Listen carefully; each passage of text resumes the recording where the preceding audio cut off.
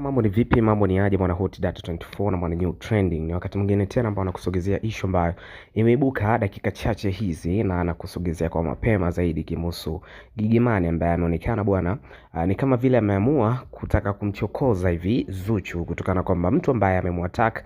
ni mpenzi wake wa Zuchu, nikimzungumzia Diamond Platnumz, baada ya kuweza kupost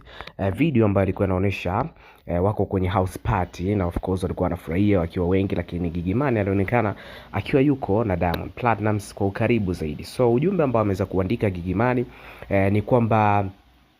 leo ameweza kumuota Nasibu akizungumzia Diamond Platnumz na of course amemisi sana. Nakumbuka kwamba alishawahi husishwa kwenye mahusiano ya kimapenzi, walishawahi kuonekana kwamba alishawahi kukutana hata kimwili na vitu kama hivyo. So kwa ujumbe ambao ameweza kuandika Gigy Money umedhihirisha dhahiri shahiri kwamba ni kweli hichi kitu kiweza kufanyika, kwa sababu amedai kwamba